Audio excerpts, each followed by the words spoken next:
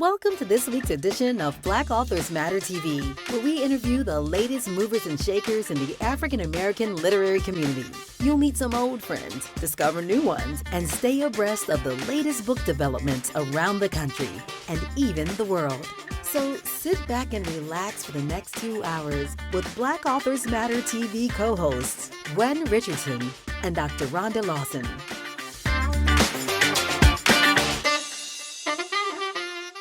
Good evening and welcome to another edition of Black Authors Matter TV. I'm Gwen Richardson, your host for tonight, and my co-host, who is a 20-plus year veteran of the United States Army, is celebrating Veterans Day with her family. So she won't be on the show tonight, but we want to let her know that we appreciate her service. And for all the veterans out there, thank you for serving the country. We should not take it for granted because these people put their lives on the line in the event of a potential engagement with a potential enemy or nation or whomever group from the United States. We need a solid armed forces. So we appreciate their service and their sacrifice. So we have another great show tonight. I do want to let you all know about the National Black Book Festival that just occurred.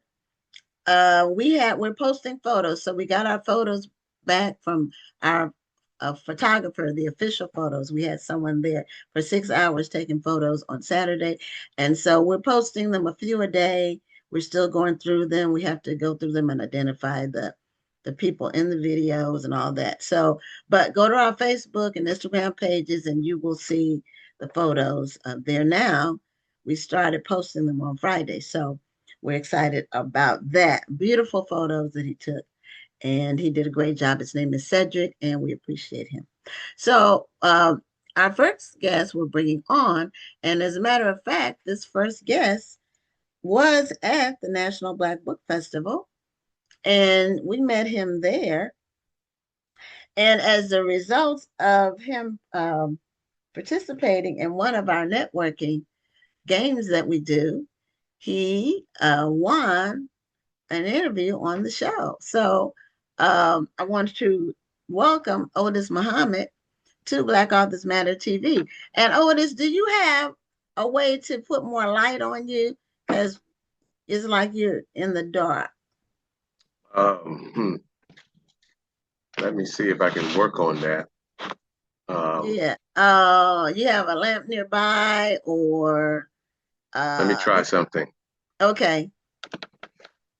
Or even a phone light will work, but you would have to have some way of like standing it up to use it for that.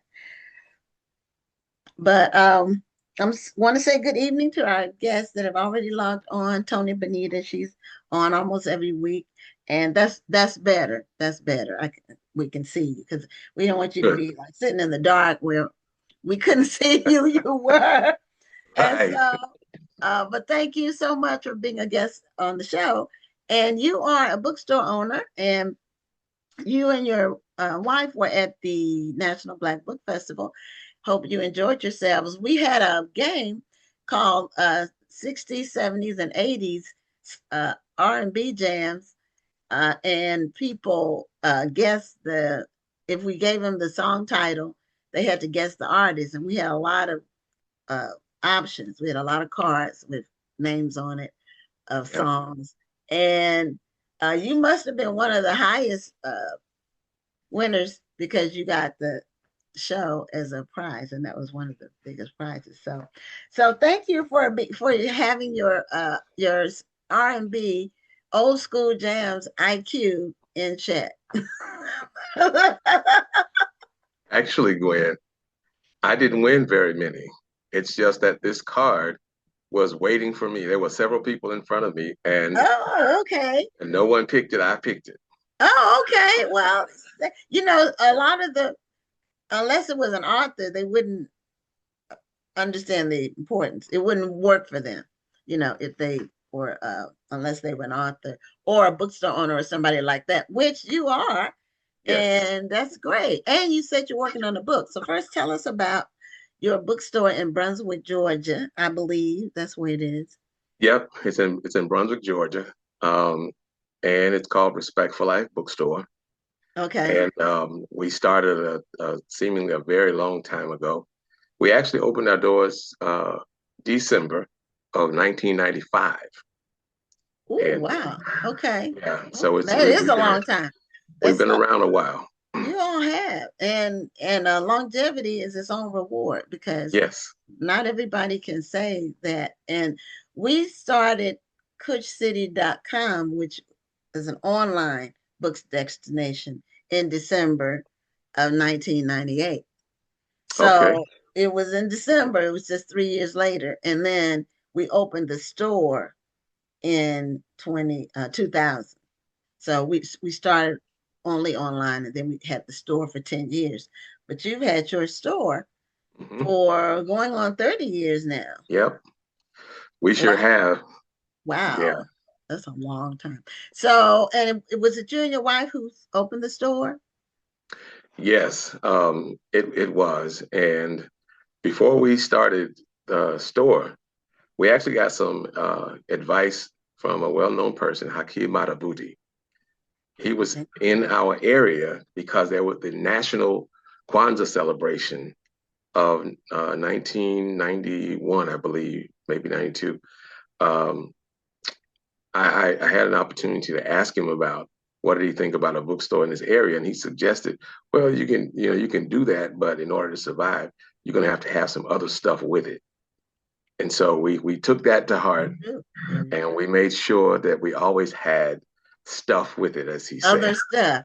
other Yeah. stuff. Yeah. Yeah. When we had our store for 10 years, we started with books and then, we added other stuff.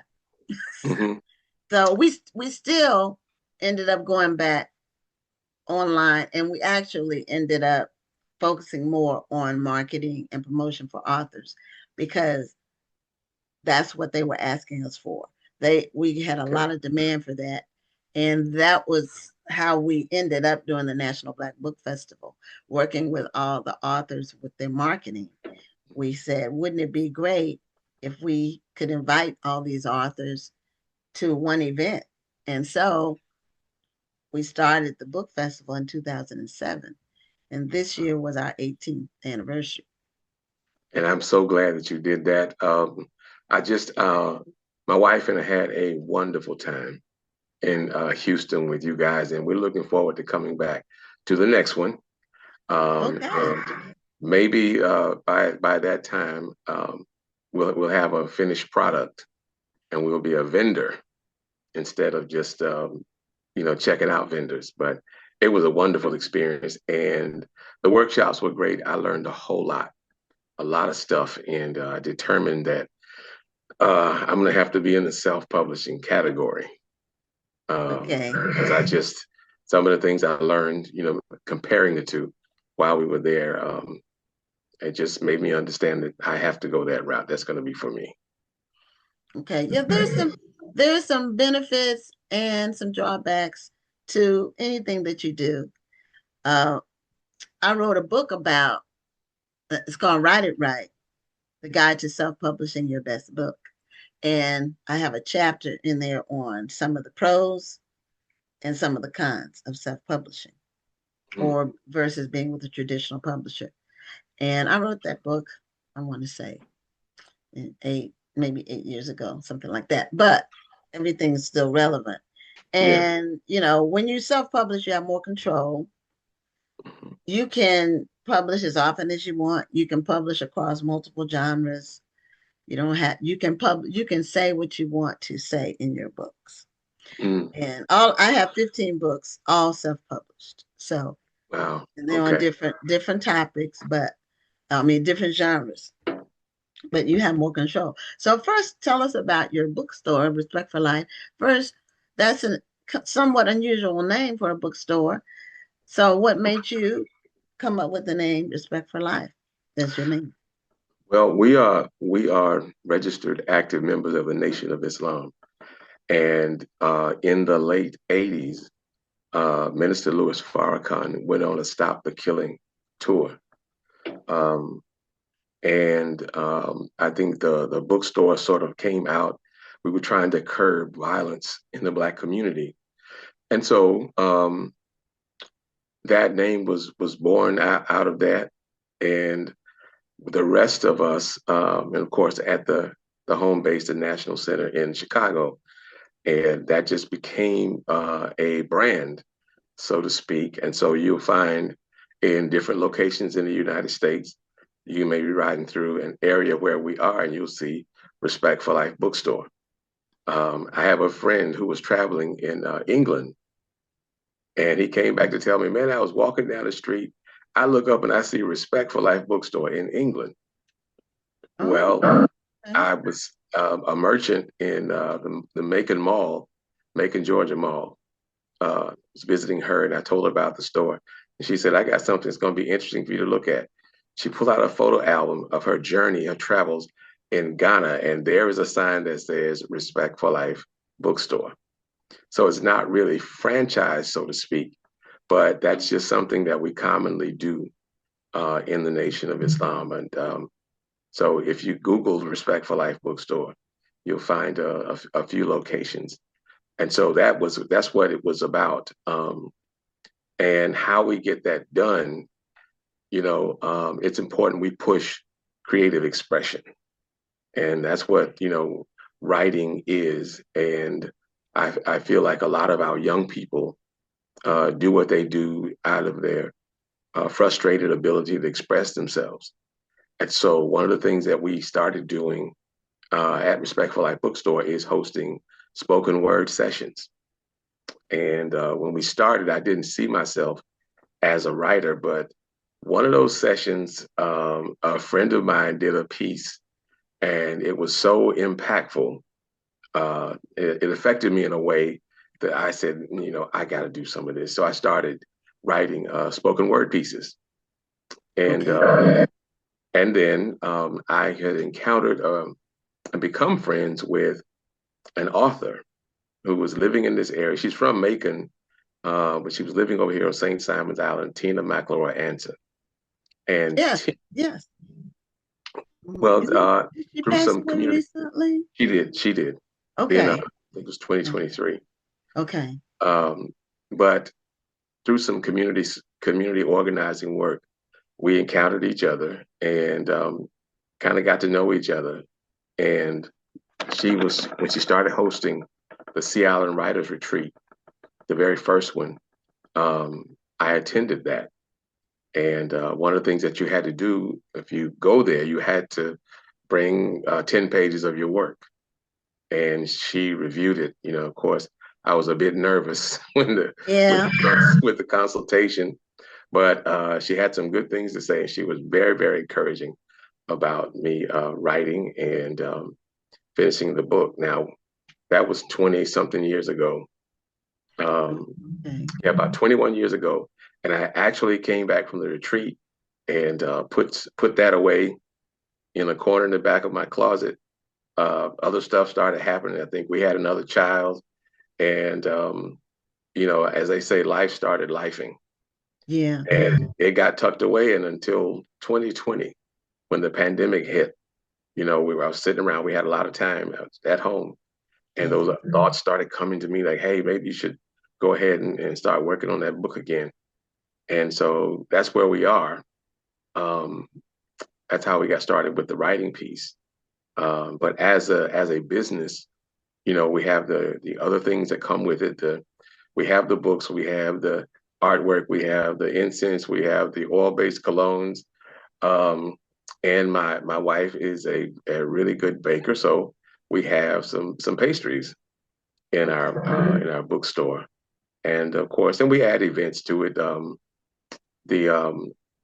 Recently we did the Black Music Festival, and it's just we got people representing the various genres of Black music, gospel, jazz, R&B, and rap. So we did that. We did the Black Wall Street Festival. It's an effort to encourage our community to support Black businesses and for Black businesses to bond together and rebuild our community.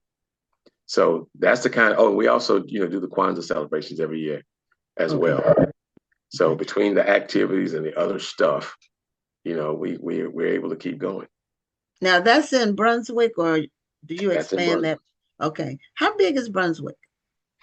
Brunswick, inside the city limits, has a total population right now of about 23,000 people. Oh, okay. So it's relatively small. Yes, yes. So the county has just under 80,000 people. Okay. Which county are you in? Glenn County. Glenn County. I hadn't heard of Glenn County. What part of Georgia are you in? Well, in relation to Atlanta, which most people know, and Atlanta is in the north part of Georgia, but because it's really close to Tennessee. But are you like in the southern part? We are so far south, we miss being Floridians by 30 miles. Oh, okay. Okay. Tony Benita, who is in Florida, she watches the show, and she said she knows you and your wife purchase books from them. So I guess because she's in Florida, she must be. He said his wife and her used to be in a book club together. Tony Benita. People call her Mama Tony. Okay, well, I remember the book club. It's been a while. Okay, I do remember the book club. Yeah, yeah, it's she's probably world. in the Jacksonville area. She is. I thought so. I thought so. Yeah. And it's a small world, and the Black literature world is even smaller. It's a very niche community, so to speak, because the percentage of Black people who read and purchase books isn't that big in relation to the whole population. Right. So that's why when you have a bookstore, you need to have other stuff. You can try to stay in business. And my husband and I were both full-time in the business. Wow. So you can imagine how challenging that was. Yes. We had some miracles and some grace, and some things happen. When we wanted to quit, something would happen. I remember one day, I mean, we were just like, we didn't know if we could keep going. There just wasn't enough money, and we just said, we're going to have to quit. So, his best friend is the one who helped us go online. And so the first thing he said was, no, we've come too far. But, we still woke up. We went to bed discouraged, but we got up, and we had every intention of that day being our last day having the store. And we got there at 8:00 because we had to take our daughter to preschool. And it was during the Christmas season, so it was like early December. And 8:00, people started coming to the store and spending money. Wow. It was an amazing, it was incredible. It was a miracle. It happened all day long. They were coming in and spending, and they weren't spending small amounts. Wow. So it was just, okay, so that was our sign. We needed to keep going. Yeah. Sometimes when you're in business, it's not for everybody, and it's definitely not for the faint of heart. You have to be tough. You have to believe in it, and sometimes you just have to say, we need to keep going, and what do we do to keep going? But that's now, I had never told that story before, ever in public. It's a great story. You should tell it more often. Yeah, it was what year was that? Like 2002, maybe. It was in there. So it's been over 20 years ago, but things happen. Yeah. So, Tony Benita says she's 35 miles from Glenn County. Okay.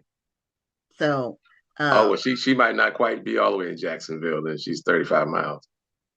Okay. Well, I know she's close to Jacksonville. Yeah.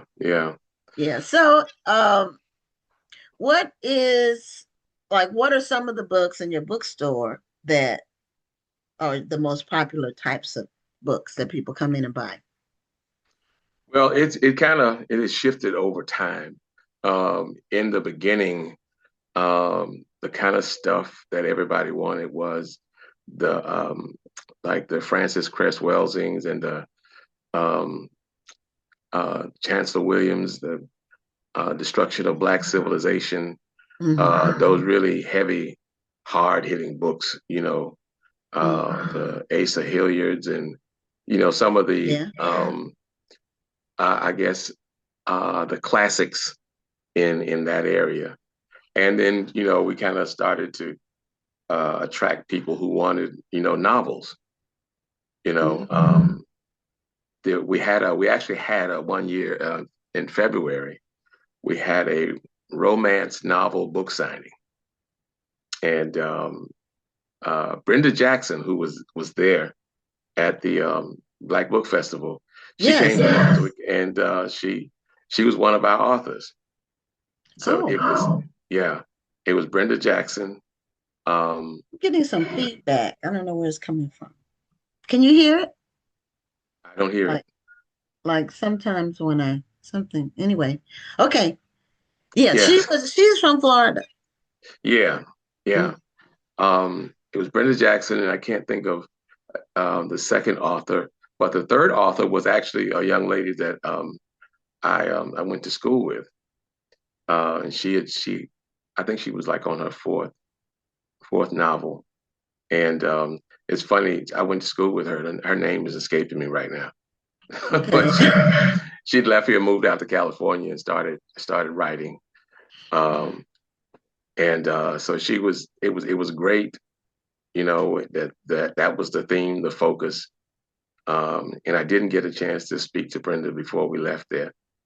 Yeah, Um, because her session was trying to see, maybe my volume is too loud. Um After they left the book festival, they had an event in town at a local okay, bookstore. okay, So they kind of did a double present, I see. appearance while they were in Houston. And that was their first time in Houston. We brought them to Houston 15 years ago together, Okay, Beverly okay. Jenkins and Brenda Jackson. And so they hadn't been to Houston together since then. Wow, wow. Yeah. So we were able to get them this year. And it took, we booked them a year and a half in advance. And that's generally what happens with the featured authors. We have to book them at least a year in advance Wow, that's something. before their schedules, because if you don't get them then, they're already booked. Hmm. You have to wait for the next one. So I think we booked them both in June of last year for this year. Mm, wow. Yeah. Yeah. This, the people who are in demand, and a lot of them, they don't, well, one, they don't want to travel all the time. Right, Uh, they have to write and they're on deadlines, they're constantly putting out books. So they have to respect those deadlines. And right. because they're with traditional publishers and those deadlines are serious. Yeah, and that's I think one of the things that one of your presenters said and talked about. She said she would never go traditional because she's not going to take something that God gave her and hand it over to somebody for a check. And it was something about that comment that just sort of stuck with me that, I'm thinking, yeah, I think I got to follow her because I didn't want to go through writing something and then present it to somebody and they got to make all of these changes and they want to do this and do that. And um, I just didn't want to get in that fight. You know, um, Yeah. I think Tina's first book, um, what is Ugly Ways of Baby of the Family? Yes. Uh, she talked about, flying into New York and having to go to war about her book, with the editor. And I'm thinking, wow, they really want to just take stuff that you wrote and pull it out and change this around and all of that. So, I don't think I'm up for that fight. So I want to Well, say, I've had people I'm getting some feedback and I don't know what's causing it. But I've had people tell me that and this is something funny you'll be able to appreciate, that the editor told them that their characters weren't black enough. But it was a white person. weren't black enough. Yeah, they weren't black enough.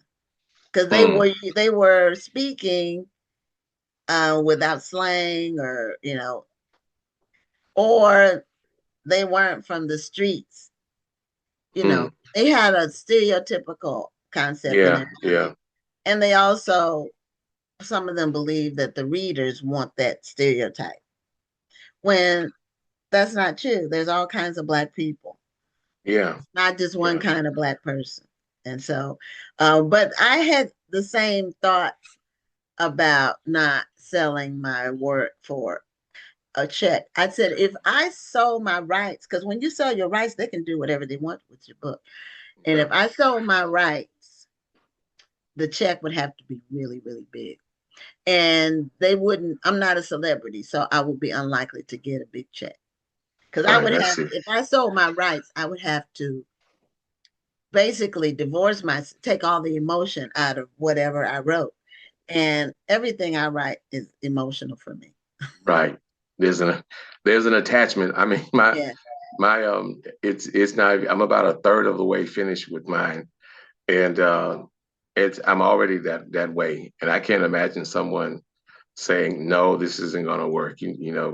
Change the language of this character here. And I don't want to. I'm not wrestling with all of that.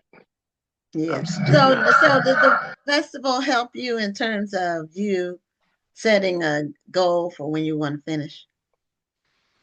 It did, but it also informed me of the kind of things that I need to do. Um, and I felt it, I gained confidence about self-publishing. Good. Because I mean, before coming to the festival, I have a friend who did a kind of a life story, and I thought the book was really, really interesting. Um, and he sold a bunch of copies, but I don't think it got as far as it could have. And so that made me lean away from self-publishing and thinking, well, if he went the traditional route with his book, it would really explode. But now I'm seeing it differently. I don't think I can stomach the traditional publishing. So I'll have to do my Well, own thing. um, I don't know why I'm getting this feedback. It's really bothering me. Mm, But anyway, I think you have to do it in your own time frame. yeah, Just because it's traditionally published doesn't mean you're going to sell a gazillion copies. It's just all there's a lot that goes into it, and a lot of people's books sell a few thousand, 10,000 maybe. That's a good number, average number. But like the million selling type stuff, that's a rarity.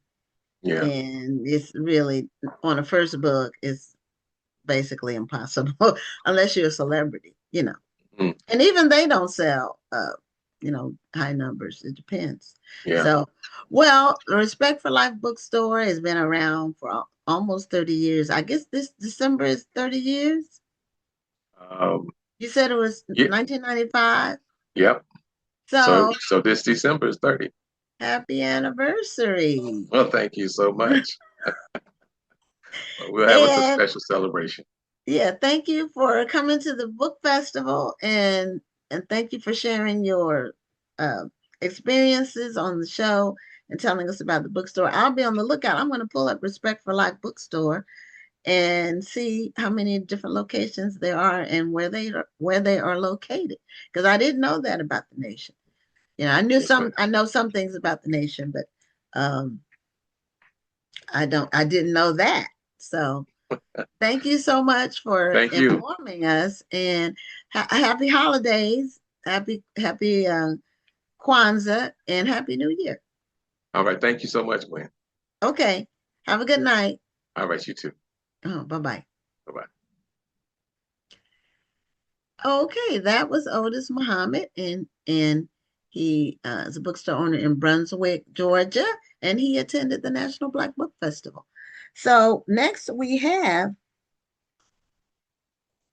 an author that I recently heard about, and then there's so many people that are writing books, and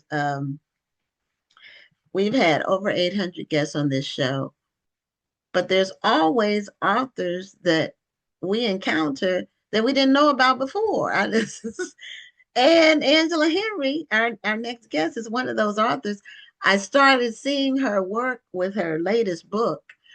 And so I said, let's get her on the show to tell us about her work. Then I find out she's written a lot of books and been writing for years. So, Angela, welcome to Black Authors Matter TV. Well, thank you for having me. It's great to be here. And you have a new book or a recently published book called The Family Lies. Right. But take us back to when you first started, because wow. you said you've you been want writing. you want me to take you way back. Way back in the time, like as the song says. Okay. So you said you celebrated your 20-year anniversary recently. Yeah, this is my 20th anniversary as a published author. My first book was published in 2005 by BET Books. So I don't know how many of you remember that Black Entertainment Television used to have a publishing division. So I first started my first book, which was The Company You Keep, the first book in my Kendra Clayton mystery series, probably back in the mid 90s, about 95, 96. It took me about 4 years to complete it because I did not know what I was doing. It was the first time I'd written short stories before, but it was the first time I had attempted to write a novel. So I decided I wanted to write mysteries. The Company You Keep was my first attempt, and it took me 4 years to write it. It took me another 6 years to actually get it published. So I hung in there. Wow. I was determined to get that first book out. So I was fortunate enough to be offered a contract by BET Books for my Kendra Clayton mystery series. So that's how I got my start. Okay. I remember BET Books because we had a bookstore during that time. We had a bookstore from 2000 to 2010. So it was around the time when there were a lot of imprints that were established for Black books during was that early... Kush City? Yes. Yes, I remember you guys. Yes. Yeah, I remember. Yeah, we started online, then we had the bookstore, and we still, that's still our parent company name that we do everything under. So we have the National Black Book Festival that we put on every year. And then this podcast, the previous guest was, he was talking about how he started writing his book during COVID. He had like put it in a closet. And there are so many books. The people that we've had on this show that said they wrote a book during COVID is probably like at least a third of the authors who've been on, because I did a book during COVID. So, I did too. It was a lot of time to just a lot of time to be at home. And, exactly. Yeah. So why did you decide to pick the mystery genre? Well, I decided to pick the mystery genre because I love mysteries. Since I was a kid reading, Nancy Drew and Agatha Christie and all of that, but there just weren't a lot of books, or if any back then, with characters that look like me, Black characters. And I decided that I wanted to contribute to the genre. And I had an idea about because, most of the Black mystery writers that were, coming out at the time I started writing my book, they were set in the big city, or, they were detectives or police detectives or private eyes. And I decided I wanted to write a book about an amateur sleuth, a teacher who solved crimes in her small town in Ohio. So that's what I did. And that's how my Kendra Clayton mystery series got started, because I wanted to kind of help fill the void that was there at the time. Now, of course, there are lots of Black mystery writers, and I'm, it's so thrilled about that. But back then, there weren't a whole lot of us. Yeah, there was one author, and I can't call his name. He was writing about what you said. He was a detective. I think he was in Chicago, and he wrote books about the Chicago detective. Mhm. I Yeah, can't that call sounds his kind of familiar. name. Oh, And he wrote like a bunch of books, and I read them all. And then he died suddenly. oh, his name Hugh Holton? Yes, yes, yes, that's Yeah, him. yeah, I That's remember him. him. Thank you. Yeah, I had like six or seven of his books, and then I was looking for the next one, and then I read that he had died, like I think yeah, suddenly. yeah. In his book, I don't know if his books are still in print, but they were really Yeah, I good. enjoyed his books too. I cannot remember the name of his detective though, but they were very good. They were very good. Mhm. So, but you are right, that mystery category. He's the only one that I can really, really recall that was writing the mysteries during that time period, that was writing a lot of them, Mhm, that where and he had that same main character in mhm. all the books. Yeah. Mhm. Yeah, some of the authors that I got my inspiration from when I first started, there was Barbara Neely with her Blanche White series. There was Yes. Valerie Wilson Wesley. She had Tamara Hale. There Yes. was Eleanor Taylor Bland. She had Marty Yes. McAllister mysteries. There were some. There were There were some. some. They were all the small paperbacks, just Yeah, about. typically. Well, some of them were hardcover, but mostly they were Most of paperbacks. them Yeah. were the small paperbacks. We've had Valerie Wilson Wesley on the show, but it was a few years back. hmm Yeah, I loved her books. I Hmm. think she's got a new series now. I haven't checked out her new series, but I loved her Tamara Hale series. Yeah. Now, when you are writing your books and reading mysteries, do you get inspiration from other writers, not copying their work, but um, style inspiration, or um, some character development inspiration? Not really. I kind of get some inspiration from like different tropes, like genre tropes, like the Okay. humorous mysteries. Like because my books have a lot of humor in them. My Kendra series. Um, Okay. I also like what they call dual narration or dual timeline, where parts of the book, like I did that in The Family Lies, parts of the book take place in the past and then Okay. others in the future, and the timelines kind of converge. So I like Okay. doing that. And I also love multiple dual point of view. So you get the Okay. first person point of view of a bunch of different characters, so you can see kind of what's going on in everybody's head. So um, Okay. genre tropes, I do get inspiration from other authors, but not like, anything else. Okay.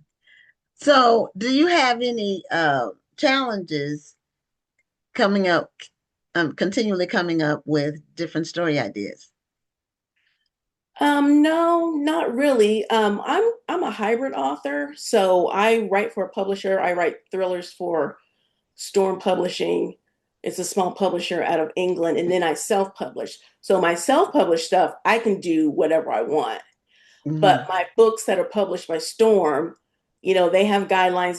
They have certain things that they want to see. Like, I write thrillers for them, and they're big into the big twist ending. So a lot of times when I'm editing my manuscript and sending it to my editor, she'll send it back, and she's like, "Oh, that was good, but I need it to be twistier." So then I got to go back and I got to figure out ways to add twists to it so it's believable and not ridiculous. But those are the only challenges I have currently. Is when you write for someone else, you got to kind of do it, their way. So Okay. So, twist at the end.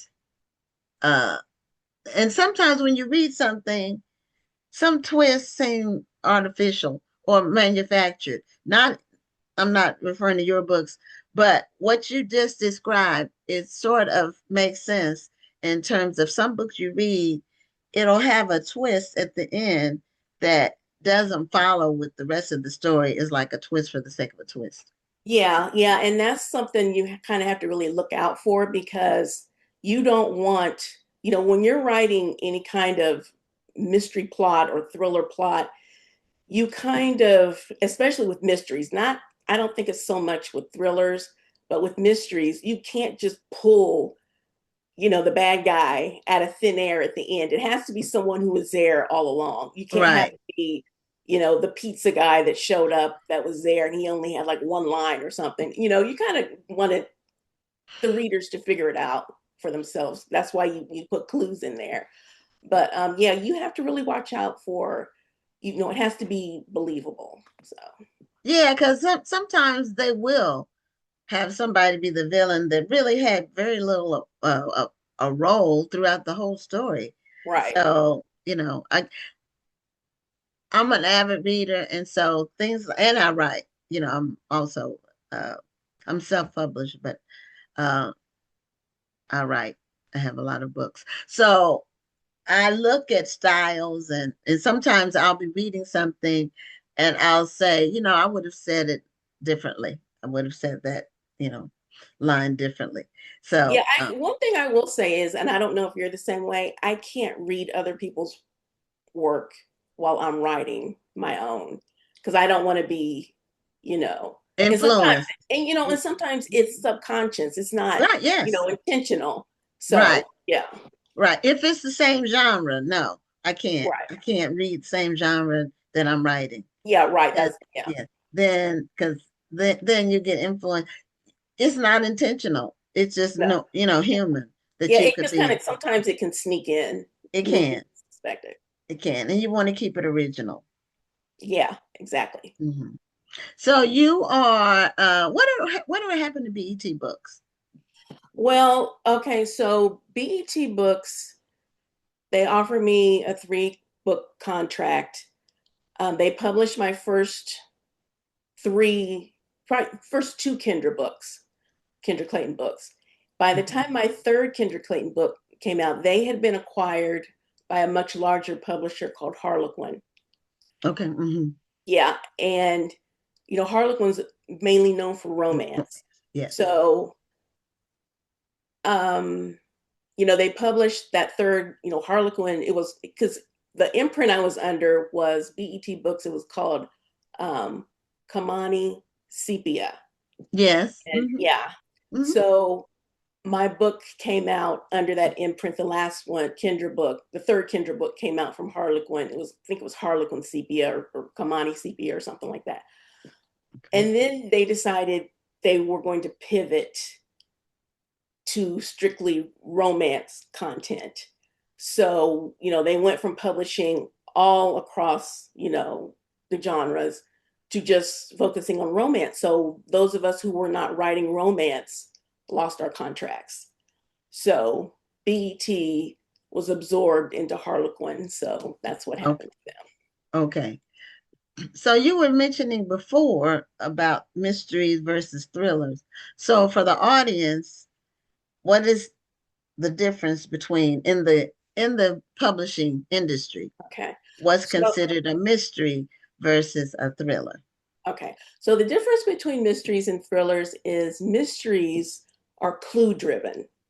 So, you have different clues, you have a detective or someone who's trying to solve a case of some kind, whether it be a missing person or a murder or whatever. And there's Okay. clues along the way that they're following to, resolve the crime, find the culprit. Thrillers are more motive driven. So they gets more into the backstory of the characters and their motivations and why they may have wanted to harm whoever died or whatever. So there's not so much investigation going on in a thriller as there is in a mystery. So I've always been told mysteries are clue driven and thrillers are motive driven. Okay. And you write both? I write both. Okay. Okay.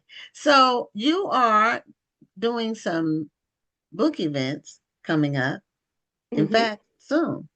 Yeah, Saturday I will be a featured author at the Books by the Banks Book Festival at the Cincinnati Hamilton County Public Library this Saturday on November 15th Okay. from 10 to 4. And I will also be participating on the suspense thriller panel at 11:30 at the library. So if you're in the area, please stop by. I'd love to meet you. I'm going to be signing copies of The Family Lies, um, The Company You Keep, and I have a urban fantasy series, and it's the first book in that series called Night's Fall.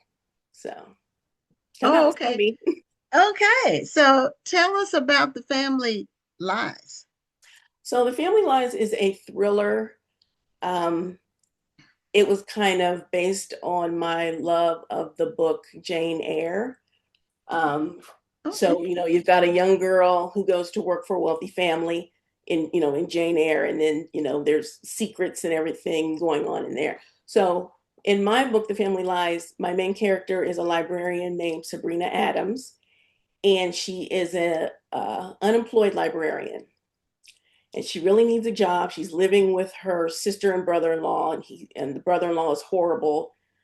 He hits on her all the time, and she just needs to get out of that situation. So she meets a handsome, wealthy man. She's working in a bookstore and finds out that he needs a private librarian to restore the library at his family home. So she kind of lies about her credentials to get that job. And it's a beautiful estate, and she thinks she's got it made, and it's a generous salary. But then she finds out that her employer and his family are connected to some murders and disappearances, including the librarian that was before her. So Oh. that's the setup.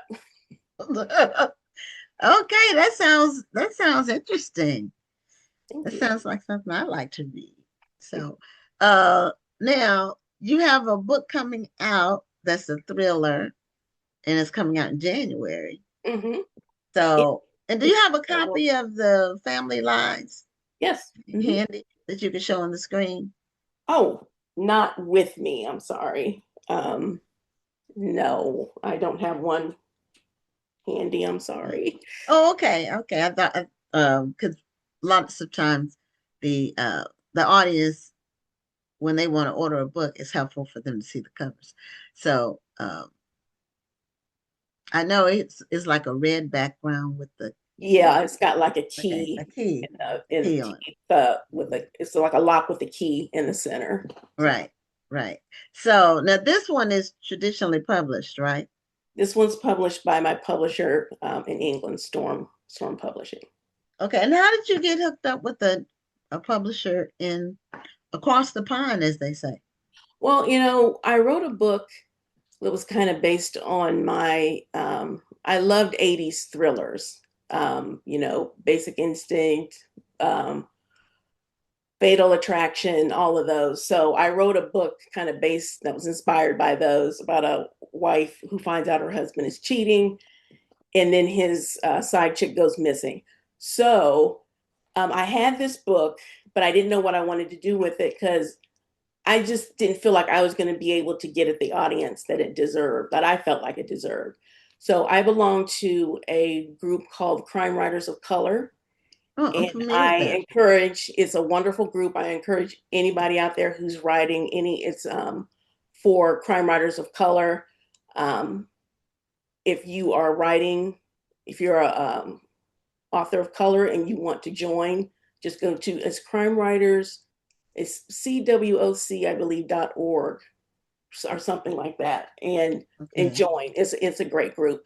But we had one of the editors from Storm, because Storm is a very new publisher. They're only maybe 2.5. They're less than 3 years old, and they came into the group. They posted a message and said, "We're looking for um, mystery and thriller authors of color to write for us. We're looking for submissions from more diverse authors."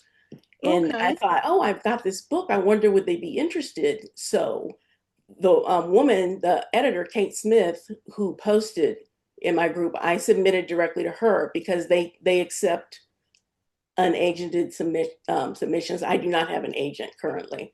Okay. And she loved it. and she offered me a 2-book contract. And that's how I started writing for Storm. And they've done an excellent job with my books. And The Perfect Affair, it came out in January of 2024, and it's my biggest seller to date. So it reached all the way to number 11 on the top 100 on Kindle. So that was good. That's my, after 20 years, that was my biggest selling book. Yeah, we often say on the show that it takes 10 plus years to become an overnight success. People, people have one book and they think they're gonna like set the world on fire with just the first time out, and that just never happens. You gotta keep on writing. You have to keep on writing if you really are a writer. If you really are a writer and you really want to do this. Yeah, some people they just do a one-off, but they have one book in them and that's it, and so they're not doing it for a long term, not necessarily a career, but a personal assignment, Right. But that's good information because you've let the audience know, those who are in some of the groups that are based on particular interests. And Tracy Clark, I think that's her name. We interviewed her on the show, and she talked about that crime fiction writers of color. Yeah, crime writers of color. Yeah, I believe. Yeah, I think Tracy is in that group too. There's quite a few. Yeah, her book is called, I think Hyde is one of them. And they have one word title. She's got quite a few. Right. So that's an example of publishers. They're looking for content because publishers have to have books to publish. Yeah, and I would encourage you, if if you're a mystery writer and you're looking for a publisher and you don't have an agent, Storm accepts unagented submissions, and they just want your manuscript. So if it's finished, send it to them. You don't need a synopsis. They just want your manuscript. So it's stormpublishing.co. So definitely check them out. Okay. Yeah, there's another publisher in England that did a lot of young adult type Black history books. And there was an author that was on the show a couple of years ago that was with them. And it was like the rewriting for a young adult audience of Black historical figures. And they had her doing multiple people. I mean, and I don't know, I'm just going to throw names out. People like George Washington Carver or Benjamin Banneker, like that. Like bio. Yes. Yes, but for a young adult reader, not for small kids. So she wrote a lot of those. And it was a company from Great Britain. So you just never know where your opportunity may be. There's all kinds of publishers. There's lots of them. So, explore your options. There's a lot. I mean, there's a home for your book. If there's a home for your book, you can find it because there's a lot of publishers out. And like you said, they're looking for content. Right. Now, Deshawn Thomas, who's watching the show, said about the mystery you described. She said, ouch, ooh, no, not ouch, ooh. That mystery novel sounds juicy. That's what she said. So she said, that's why I've got 2 more books on the way. I heard that, no one-offs. So she's a writer as well as a reader and watches the show. And she's one of our newer viewers. And we've had the show for 5 years, so we had a lot of different people come. And I've learned a lot of new authors myself just from being a producer and co-host of the show that I wouldn't have known about had I not been looking, keeping my ear to the ground about what's new coming out. And so and that's a shame. There's a lot of books and authors that just go unnoticed because they don't have like a big publishing machine behind them. Right. And sometimes even if a book is good, it's not really generating the word of mouth that it should to get the attention. And, it's a shame that, but, Yes, it's just kind of there the are nature of some. publishing. Yes, there are some very good self-published books, Mm-hmm. and there are some way overhyped traditionally published books. Definitely. Definitely. I see a lot of that. I'm on TikTok and I see a lot of that Yeah, on and TikTok. A lot I of won't overhype. name it, but I read some of them, and I'm like, this book is not even good, but it's just overhyped. Just all Yeah. the hype, and then which means that you can sell. People say some people can sell ice to an Eskimo. You can sell a flawed product if you know how to promote. Yeah, it's all about the promotion and the It is. attention. And yeah, that's just kind of how it is, and I really don't know what the answer is there because, I'm trying to get my books out there more too. So, if you figure it out, let me know. Well, we try to bring as many people's books to public awareness as possible. That's what our job is. And this show was developed because of COVID. So it came out in July. Our first show was July of 2020. And we did the show because we couldn't have our annual book event in person. Oh, wow. So we didn't want our efforts with literature to die. And so we said, well, let's do a podcast. I don't even think we called it a podcast because the word podcast wasn't really like being used all the time like it is now. And But we all had to pivot during COVID, we and all had to pivot. a lot of good stuff came from that. Yes, and we've been doing it every Tuesday ever since. We've only time we miss a Tuesday is during the holidays or occasionally other times. But we've had 800 guests and 200 and something shows. I've lost track of the number. But we interview 4 people every night, and we do authors, we do publishers, we do marketers, bookstores, book clubs, anybody in the space. We do. We talk to, and we have an award show. So we do the award show every May. So what happens with the awards? Every guest who's been on the show within a 12-month period gets automatically included in the first round of voting, and it's by categories. That's great. So you'll be included in the voting, and then we have the first round of voting that we put it out there publicly so anybody can vote. And then we have 5 finalists in each category. We normally have like 15 categories, something like that. And then we have the finalists in that second round of voting. Then we have a show just for the awards where we announce the winners like the Grammys. Oh, cool. That sounds like fun. It is fun. We started doing it like right after the first year, and we've been doing it every year. It's a lot of fun. It's a great night. So this is just some of the, you have to keep your show fresh and interesting. You can't, just right. You have to keep new guests, interesting topics. And I love that I found you because I love reading mysteries. And my 2 nonfiction books, my 2 fiction books, my 2 novels are thrillers. So they it's are. It's a series. It's a 2-part series. That. Yeah. Check that out. It's called, well, the first one is the Genesis Files. Okay. And the second one is Exodus from Treachery. Okay, and do you have a pen name or do you publish those? No, I publish under Gwen Richardson. My name that's on here is on they're both on Amazon. And I have good reviews. It took me 5 years to write each book. So that's 2 tiers. Well, yeah, I told you it took me 4 years to write my first book. Right.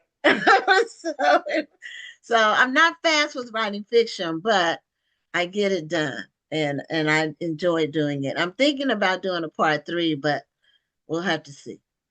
Okay. Well, Angela, thank you so much for being a guest on the show. Well, once again, your book is called The Family Lies, and it's out now. And then your book that's coming out in January is called The Only Witness. So look for those books wherever books are sold and support Angela's work. Okay, well, thank you. Okay, thanks for being a guest on the show. Well, And thank you for having me. yeah, have an enjoyable holiday season. You too. Have a safe and happy holiday. Okay. All right. Bye-bye. Bye-bye. So those of you all who watch the show know that we have a process called the Black Authors Matter Children's Book Awards. And we announced the award winners in 8 categories at the National Black Book Festival. And so tonight, the last 2 guests are both winners of the awards. The first guest was a winner in the age 13 plus category, and his name is James Johnson, and his book is called Dark Country. And he won for having the best book based on what the judges scores. And we have a panel of judges that scores all the books that are presented. And he won this year, and I believe he submitted a book the previous year. I don't think it was the same book, but this year he was a winner. So congratulations on being a winner, and your award was already shipped to you. So congratulations on that. Do you have your award handy? Oh, we need you to unmute. No, I don't have my award handy. I got it downstairs. Okay, do you have your book handy? I do. Okay, great. So the book that you won for is called Dark Country. You want to show the cover of the book? There you go. Okay. And you write under J. Darnell Johnson. Yeah, that's my pen name. Okay, so is the J for James on your pen name or no? Yeah, the J is for James and Darnell is my middle name. Oh, And okay. so when I first got into the business, people were telling me, no one's going to find you with James Johnson because that's such a common name. That is true. So I said, let me break it down a little bit so it'd be more unique and people wouldn't have that much difficulty finding me. That was good advice. I went to either elementary or middle school with a James Johnson. Oh, yeah. Mm-hmm. Well, I hope he was as cool as me. He was nice. I remember him being nice. So anyway. Good. So tell us about Dark Country and what is it about? Give us a synopsis of what the book is about and what motivated you to write that book for a young adult audience. Yeah, so Gwen, I just wanted to say thank you for having me on. I appreciate you having a forum so Black authors can speak and talk about what they're doing in terms of literary works. Let me just give you a little backdrop, and I'm gonna read something and let me know if you heard this before. Okay.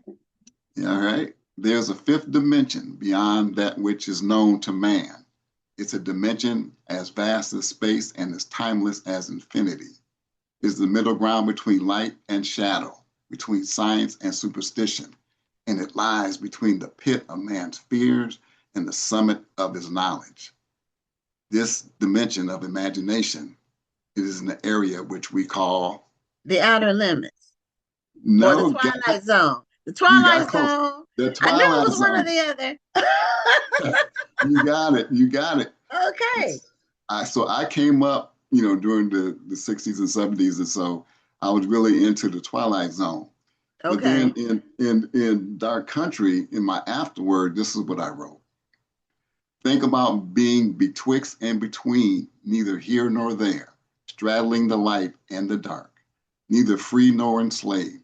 It's time to step out of the shadows and into the warmth of the sun's rays, but you seem to never quite reach them.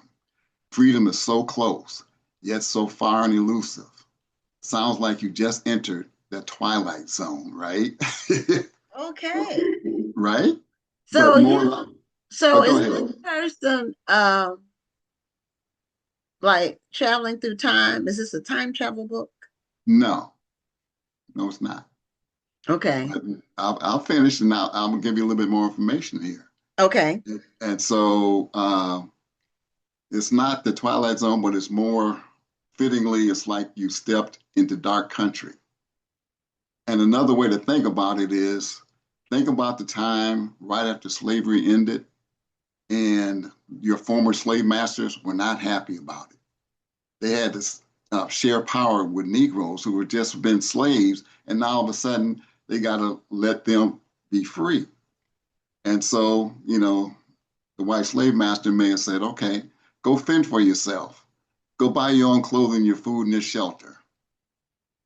Let's see how you're going to do without me. And Negroes said, hey, I've always been dependent on other people. What am I going to do? I don't have any money. I don't have any education. I don't have any access to resources. What in the world am I going to do? And unfortunately, during that time, white folks were pushing back so hard against what we were trying to do. And so Reconstruction, which the book is that's the background of the book. That's the era that we were in. Okay. That was when the Ku Klux Klan became into power. And I used to think that it was during slavery, but it was after slavery when the Ku Klux Klan and other white supremacy organizations threatened the former slaves from buying land and getting educated and worshiping and gaining political power and able to vote. And so they used terror and intimidation, lynchings, a lot of lying going on, a lot of trickery and chicanery going on.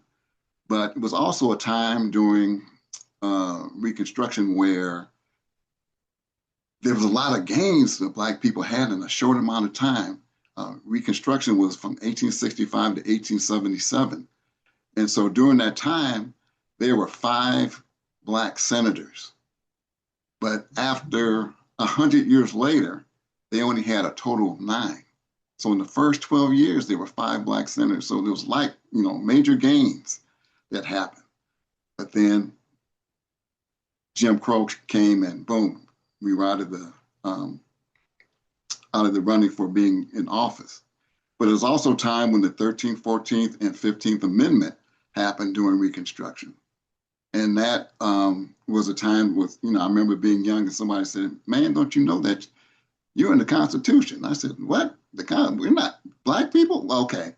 Well, the 13th Amendment was for ending slavery, and the 14th Amendment was for birthright citizenship. So, before you weren't citizens, now you're citizens, and now your offspring would be citizens. And the 15th Amendment gave us the right to vote.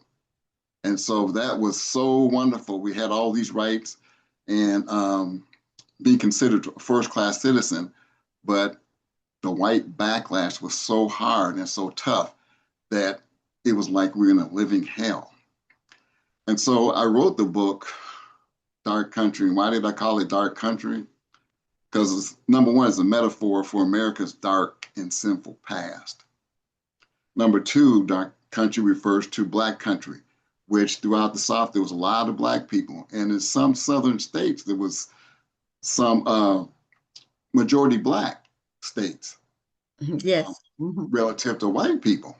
Yes. And thirdly, it referred to the U.S. government Secret Service Operation Dark Country, which was designed to ensure that the rights of the Negroes were being enforced so they can enjoy the same freedoms and guarantees that white people had. And so what I was thinking about doing is, you heard of the Wild Wild West series. That was during the time of Reconstruction, but they were fighting each other. And so I was thinking, well, what if I created a book that was about Reconstruction, where we knew who the enemy was? The enemy was white people and white supremacy and the systemic racism that was going on to prevent us from achieving anything.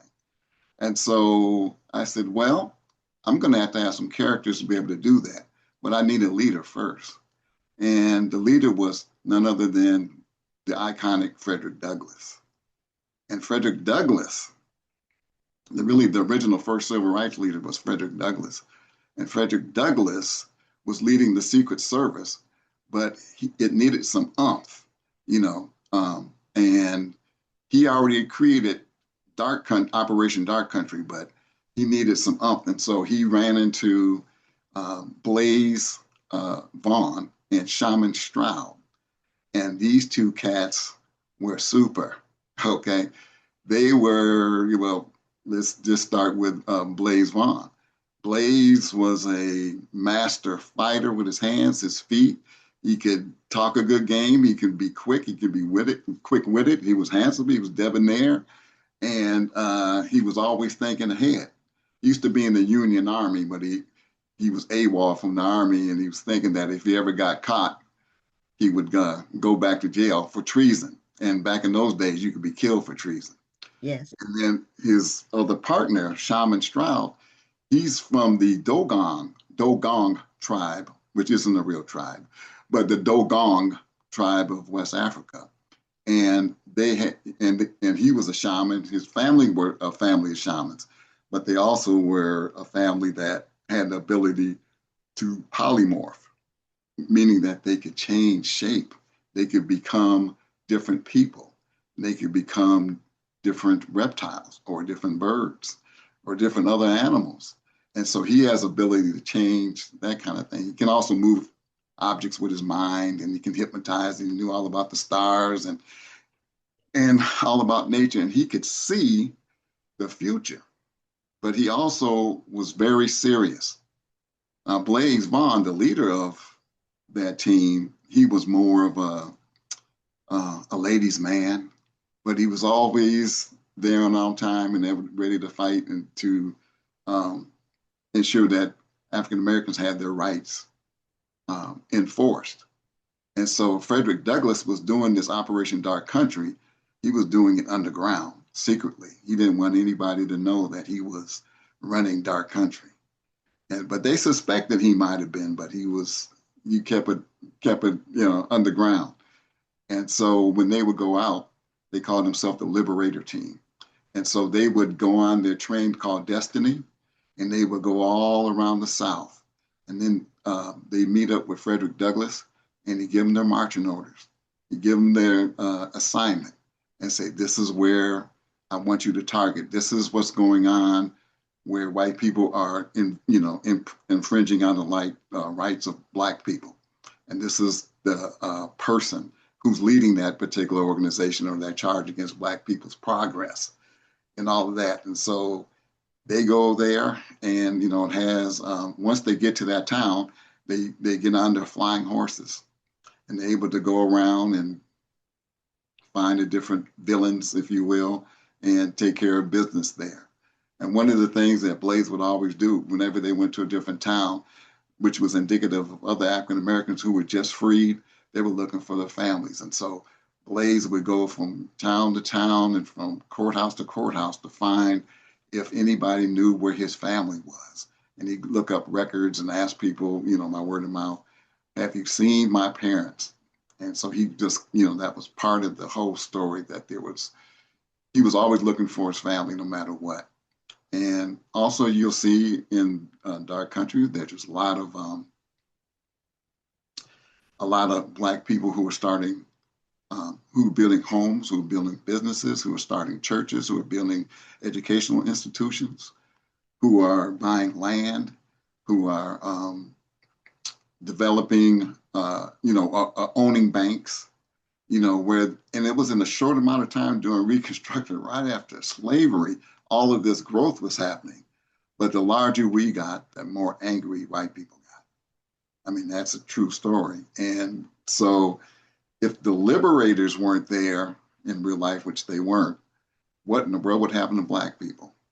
And so the key is that Black people are going to be protected by the Liberator Team, Shaman Stroud and Blaze Vaughn, to make sure that the rights are being protected and advancement would happen. And who knows in real life if that would have happened, where Black people would have been, because we would have had protectors of our rights and freedoms. And so that's pretty much the background, the backdrop, and what it's all about. And I just was watching the Wild Wild West and just remembered how I really loved that show.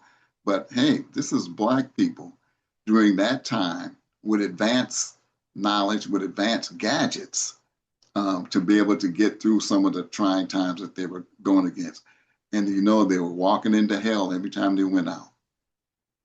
Yeah, well, that sounds like a very interesting. So is it like a fantasy almost? Yep, it's part fantasy, it's part Western, it's part Okay, steampunk, it's part historical fiction.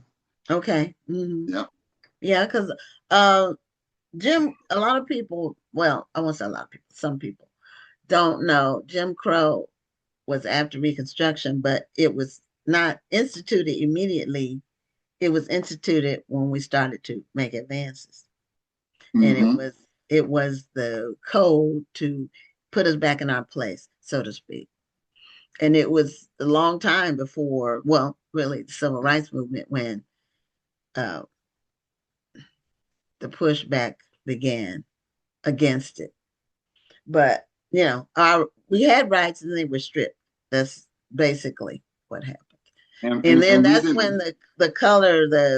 the water, the colored water fountains and the colored restrooms and riding in the back of the bus or the back of the train or wherever. Um, just all the and then the just little, and I don't know if I want to call it little things, but things like we couldn't try on clothes in stores for years, for No, decades. Black no. people, we had to buy it without trying it on because we Mm-hmm. weren't allowed, except our own stores. Now, the black owned stores, we could, but if we ventured out to purchase at a white owned store, we couldn't try the clothes on. No. And and you are, you live in Texas, and Yes. my family's from Texas. Okay. And so we would go to Texas during the summer in the 60s and 70s as a family, Mhm. go to a family reunion. And What it was part? like, well, Marshall, Texas and Crockett, Texas. Okay. Not that far. I'm in Houston.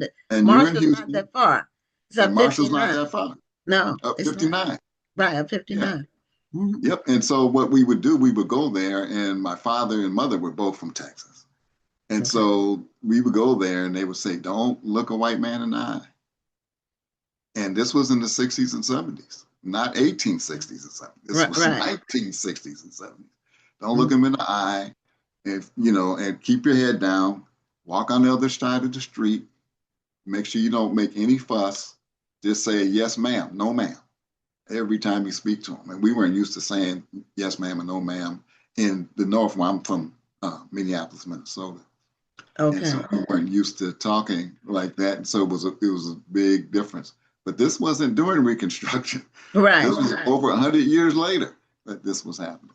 Correct. I'm not from Texas, so Okay. I'm actually from the East Coast. Okay. But so I wasn't I never well in the all of the color signs and all that was before me. Mm-hmm. Mm-hmm. Mm-hmm. But I did integrate a school Oh, you when I did? in third Ruby grade. Bridges? Ruby Bridges style? And no, actually, it was in Henderson, North Carolina, Okay. and it was a school before the government forced integration. They did an experiment. They had 7 black families integrate a Mm-hmm. school, and they had my father was a pastor, so they had one. It was a doctor, a lawyer's family, a teacher, Yeah. yeah, and so we integrated this. It was E.M. Rollins School, but You're in the my history it, books. well, it wasn't violent or anything because it wasn't like it was like experiment. So my actual experience as an 8-year-old was very positive because I was fortunate that I had a teacher that Mm-hmm. was very open-minded and fair. Not everybody had that though, but I did. And I will say, I was the only black child in the class, but I was the smartest kid in the class. And Oh, the students and the teacher acknowledged me as the smartest kid in the class. is that right? Hmm. Oh, That was a crucible that gave me a lot of confidence later as I went through life. yeah, that would really lift my spirits if that was happening. It to was being the only unusual, Black. probably. I'm thinking about writing a children's book about it. It was really like surreal in terms of what you hear about from that time. Oh yeah. Oh, absolutely. And And you're living evidence of that. yeah, my dad was a pastor, and he had I think a Buick. He had a late model Buick, but he Okay. bought an old car. Mm-hmm. And I remember it very well because we were embarrassed to ride in it because the back floorboard in the back, you could see the street. It was Oh, like, but he didn't want the people at the school to know he had a new uh, Buick.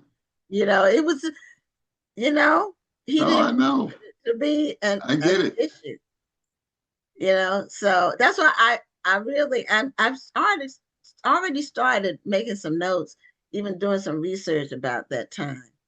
And because it's a different story that kids might benefit from. Oh, yes. And I hope that you put that out there because that's kind of what I do. It's like when I put my works out there, it educates, but it also entertains. And not just for it's my books are not just for Black people, it's for all people because all people need to understand and read about our history and culture and Yes, celebrate our history and culture so that it's not anything foreign, it's not anything. Because some Black people, you talk about Black history and it's like, I don't want to hear it.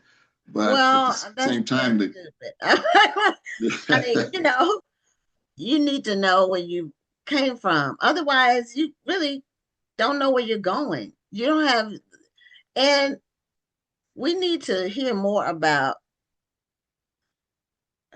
the strength that our ancestors had to that's right. have to deal with what they had to deal with for us to be here. Hmm. You We couldn't know, even be where we are today if it no, wasn't for our ancestors who got us the opportunity, and some of them died. right. But they really put their hopes and dreams in us. And so it's really our obligation to do our best. It's just and my parents, my dad, he actually ended up getting a PhD, but he went to school. He had three jobs. He was like a preacher in a rural area. Then he had two other jobs while he was raising a family. It Oh, was wow. the things that they did just to so we could get ahead. It's just incredible. you know? No, really, we're Yeah, resilient people. yes, Yeah, yes, and we couldn't have very. got this far without being resilient. No, and without them, they had tremendous faith. Hmm. You had to They have faith in order to yes, get through whatever you had to get through. And yes, sometimes you had to laugh at yourself just yes, because, I mean, it's serious business. People are dying all around you. But I tell you what, we had to laugh and have a good time in order to get through those moments.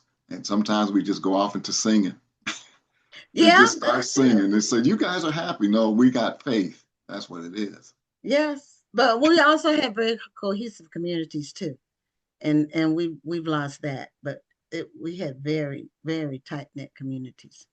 Oh, So absolutely. I'm glad that you were able to give a point of view in dark country that lets people know that there were people dreaming about something Yes. beyond what their circumstance was. Yes. And we are the result of that. Yes, yes, we would Do I have not. time to do I have time to talk about one other book? Yes, you do. You have 6 minutes left. All right. So I'm just I just wanted to make sure because I know that you mentioned that I had entered a book into the contest before and I was a finalist. It's called Yes, Jamal and Me Freedom Summer. yes, yes. And Do you have a uh, copy of that one? yeah, And let me pull that up. okay,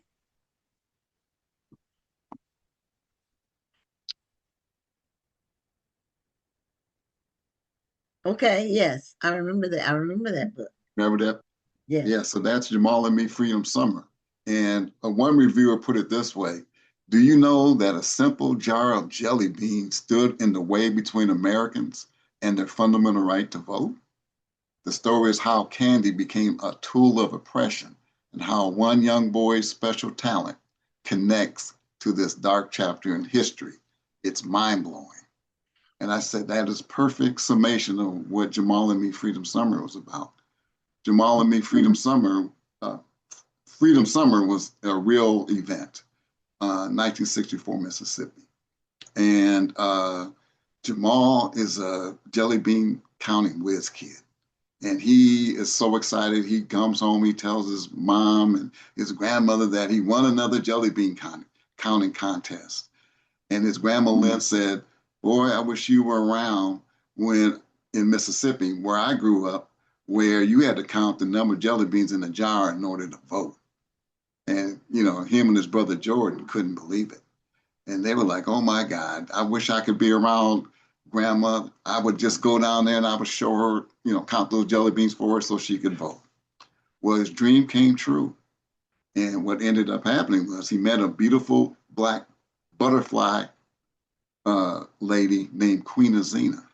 And she came into his room and said, I will take you to 1964 Mississippi, down in the Delta, down to Indianola, Mississippi, where Fannie Lou Hamer lives. And that's where your great grandmother, my dear, lives. I can take you back in time.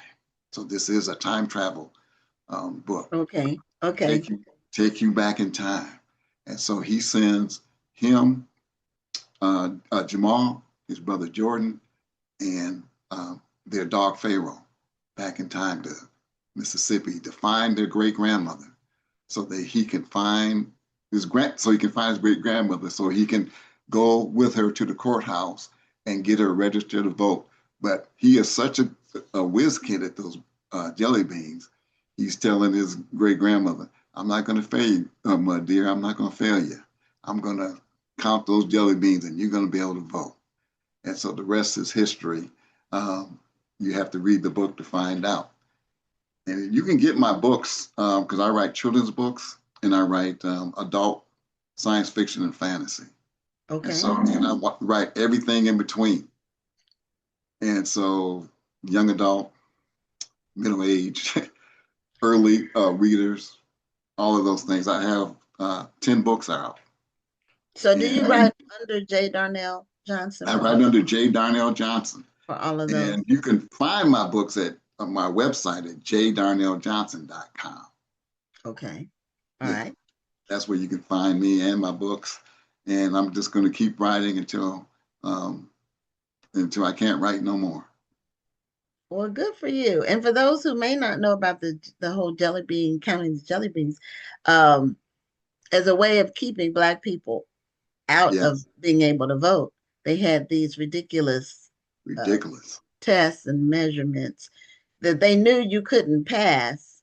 Right. But it was their way of really making fun of you.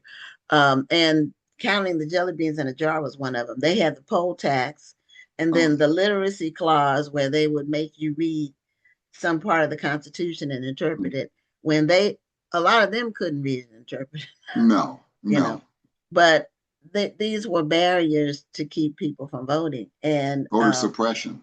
And it's in the South primarily. I don't think they did it in the North.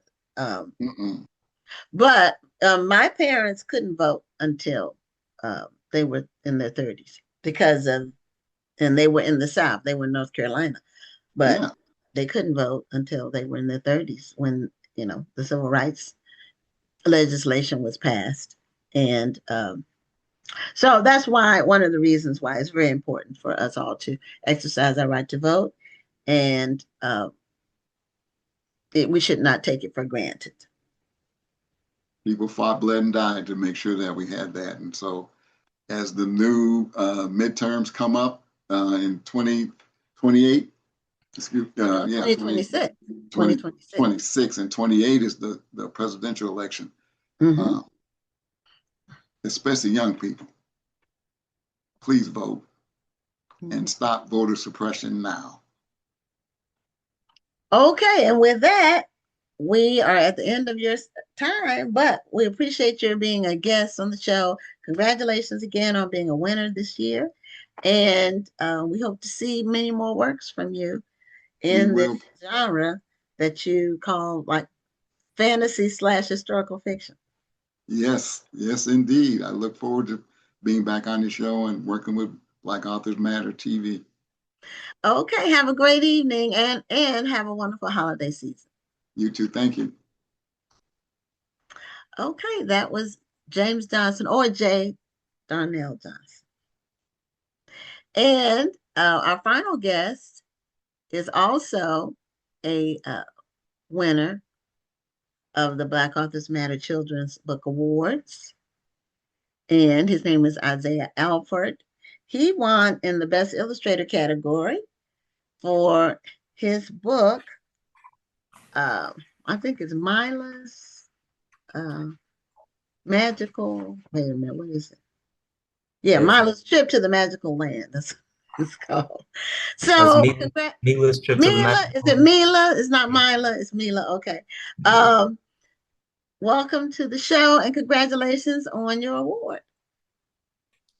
Thank you so much for having me. I just want to start off by saying this award really means a lot to me, my girlfriend, and my partner Ivana McIntosh, and our daughter Mila. But I also want to say this award really belongs to Ivana McIntosh. She deserves this recognition for her incredible talents. I just write the story. She makes the story pop with these incredible illustrations. So I just want to start off and just definitely give her flowers because if it wasn't for her, we wouldn't have got this award. Well, the book, do you have a copy of the book handy that you can show on the screen? Yes. And I appreciate the stickers there. They are amazing stickers. Oh, you got your sticker on there. The winner, yes. It was beautifully illustrated. In fact, when we had the judges panel to review all of the submissions for Best Illustrator, all the judges were going, "Ooh, this is beautiful! Oh my God, this is amazing!" It was just everybody had the same reaction. It looks so lifelike. That was one of the comments that they made about the book. So this is about your daughter Mila, and where did she go? Which magical land did she go to? We went to Disneyland for her first birthday. So okay. We wrote this book and published this book as a joke, to be honest. Like we wanted to create a book about the experience, and so when she gets older, she can't say, "Mommy, Daddy, why you haven't took me to Disneyland?" So we have a whole book about it. So we took her to this theme park and we had such a great time. We wanted to turn that experience into book form and then reach families who took their kids to these magical places as well. So okay, well, that's some authors do put their children in books in some form or another, especially when they write children's books. They will make one around their children. Now, sometimes they will use the child's name, but sometimes they'll change the name and make it more generic. But you use your daughter's name, Mila. Now, how old is she now? She's 2. She just turned 2 last month.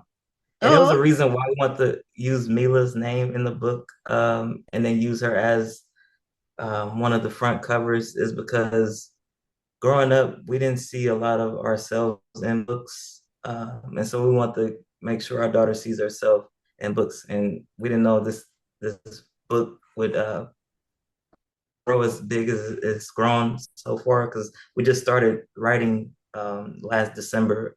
So the fact that it got an award, we're just really grateful for this opportunity. So thank you. Well, there's sometimes your first, now is this your first book? Yes, this is our first book. I mean, we have 7 now, but this is our first book. Okay, that's wonderful. It's when you get recognition for work that you've done, it's very gratifying. It makes you appreciate the work you put in and the time. And it also makes you appreciate that other people enjoy your work and they see the effort that you put into it. But the illustrations really told the story. Really, the illustrations without the words told the story. So it was very, this is beautifully done. Now, are you able to show the book? I would like to, I have a screen share. Are you able to show the pages from your computer? Or can you I don't just show have it the up right book? now. Okay. Yeah, I Or can just can show you the just book show if the that's, book? Okay.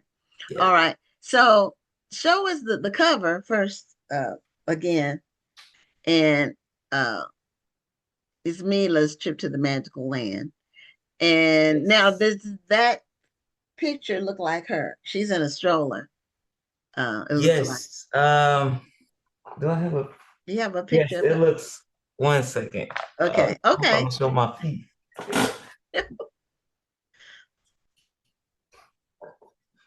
So this is an actual picture of us going to Disneyland. Oh, okay. All right. So I don't know if you can see it Mm-hmm. clearly, Yes. but Mm-hmm. Yes. and we tried to make sure the character looks similar, but not too much like her. Okay. And in the story that you tell about her trip to the magical land, what do you how does it start? Does it start with her being there, or does it start with her being on the way there? How does the story unfold? So the story starts as she has a dream about this experience, and she dreams of this bigger mouse, and her parents make that dream come true.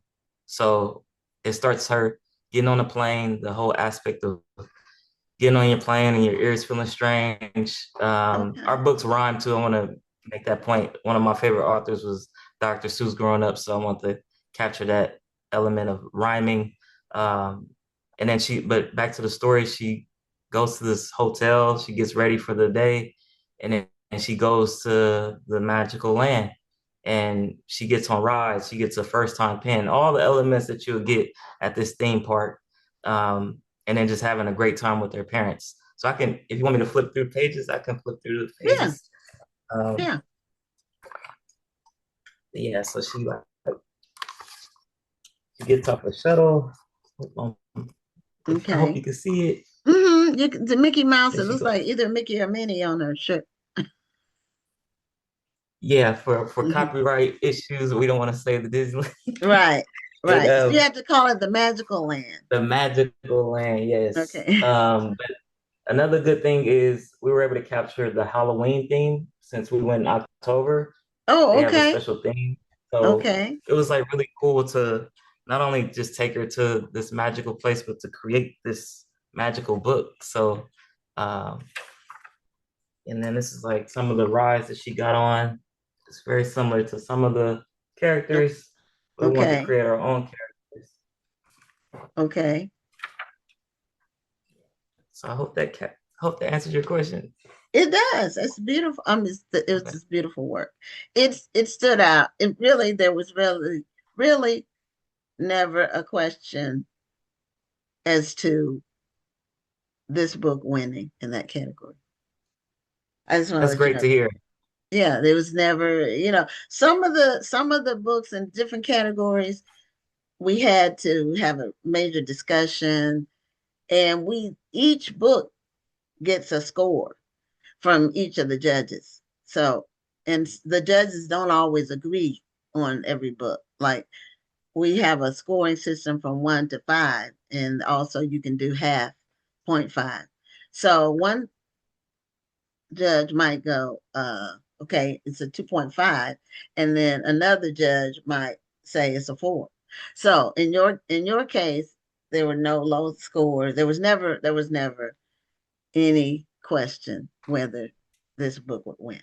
So it was just so above, head and shoulders above all the other ones in terms of illustrations. So, and what's happening now, what we liked about it, what's happening now, unfortunately, people are using AI for illustrations instead of actual illustrators. And in our system, any AI illustrations are disqualified from competing for best illustrator, because the best illustrator should be a person, not a computer. And Right. so we don't accept AI work for that. And some people are using AI to write the books too now. Um, it's so much. We went to an event this week in the Texas Book Festival, a group of authors. In fact, all the authors who went were judges for the for the awards. And we were saying, with so much AI, will everything in the future be fake? Like, will kids in the future even have anything that's real? Because Right. everything is, people are using it for so much. Now you can still tell what's AI, but it's getting better and better in terms of perfecting itself.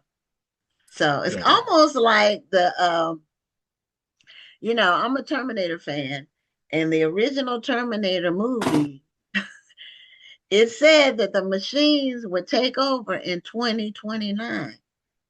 And that movie was made in the 80s. So at the time it was made, 2029 seemed like it would never arrive. It was so far in the future that it would never happen. And now it's 4 years from now. And the Yeah, that's machines kind of are scary. taking over. It is scary. I mean, they got the timing almost exact. It's really, really scary if you think about it. And I think James Cameron was the director of that movie. If you haven't seen it, it's a classic. The original Terminator. Terminator 2 is good too, but the original Terminator gives the foundation.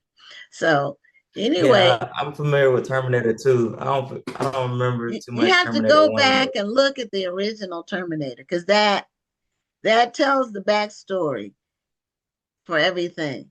You know, okay. it's more basic. It's not as high tech as the second part, Okay. but it's the character development. It tells the story about how it all happened.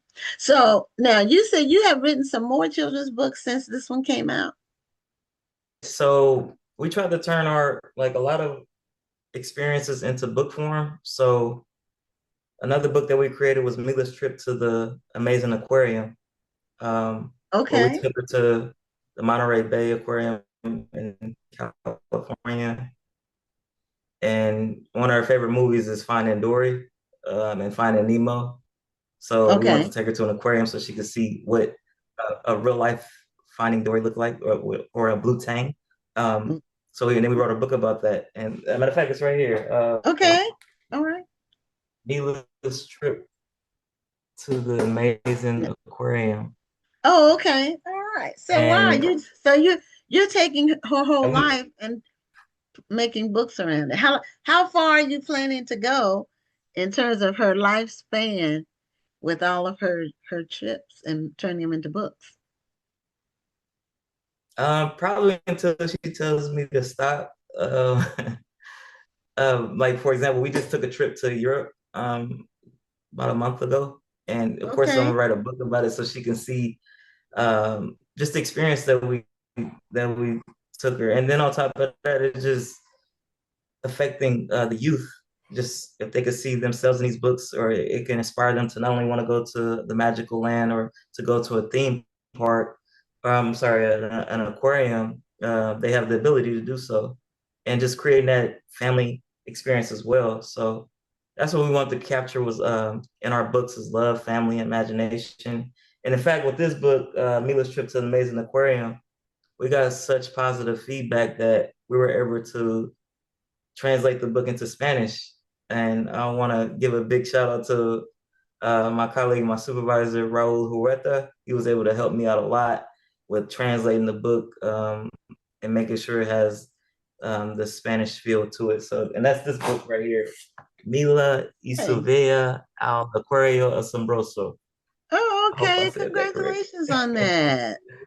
That's Yeah. So, wonderful. That's and wonderful. we So, also created. so you took Mila to Europe with you? You all went as a family? Yes, yes, we took her to Barcelona and went to Okay, Europe and to Rome to go see one of the seven wonders of the world, okay. the Colosseum. So it was just amazing. And I plan on writing a book about it. I'm actually starting the process of writing a book about it. So That's great. I haven't been to Europe Yeah, it is on my bucket list. Um, I've been to I other highly countries, but recommend Barcelona. Highly yeah, recommend. my daughter went to Greece and loved it. Did you get to go to Greece when you were Not there? yet, not yet. It's Okay, definitely on the bucket list for sure. okay. Yeah, she went to three places in Greece. So I think that when they flew over, they were in England, and then or maybe I forgot wherever they went, but wherever they were, the last trip, they were very close to Egypt, but they didn't go, but they were very close to Egypt, and I didn't know Greece was that close to Egypt, so that was new information. But they went to three different places in Greece: Santorini, Mykonos, and I forgot the other one. Athens. Did they go to Athens? But she loved it, and she said she wanted to go back. So my plan is to go on a Mediterranean cruise. So I already had Oh looked. yes, In we fact, love the we cruise. had booked one before COVID. COVID upended our Mediterranean cruise plans. So we ended up rebooking and we ended up going to Alaska, which was really, really a beautiful cruise. So that was That's one of our things we love to do is cruising. We love cruising. In fact, we have a cruise book coming out, Mila's okay. Ship of Wonder. So it's Okay. coming out really soon. So Okay. Yeah, I love hopefully we can cruising apply too. for it. Yeah, to me, a cruise is the best vacation. You know, you can go different places. It's affordable. The food's included. You can eat as much as you want, or it's a little. You can do things on the ship. You can do nothing if you want to. There's a lot of free stuff on the ship. You can get off the ship for an excursion or just get off. Uh, you can go to shows or even be in a show. I've been in two cruise shows as a singer. I was Aretha Franklin on two Carnival cruises on the show. I have the video and the photographs. They give you, you had to audition, and they had different people. They had somebody being James Brown. They had somebody do uh,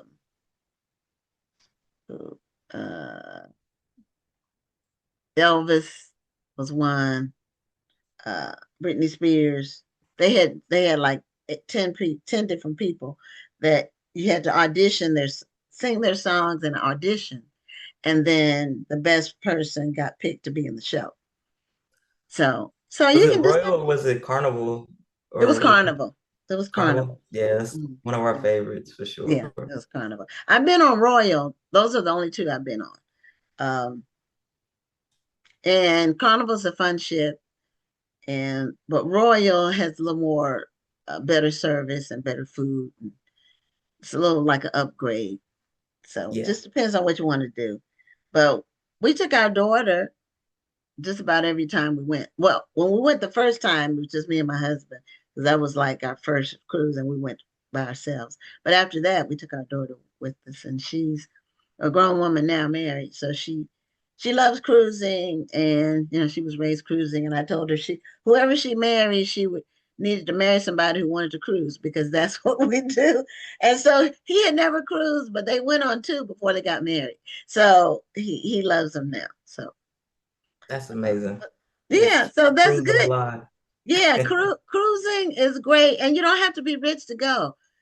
Years ago, only rich people cruise, but they made it so everybody can cruise, and you can pay on it for those who haven't cruised. You can pay on it for a year or more, a year and a half. You can make payments, make it affordable. And if you're scared of water and think it's too much water, you don't even have to see the water. You can be, it's like a big hotel.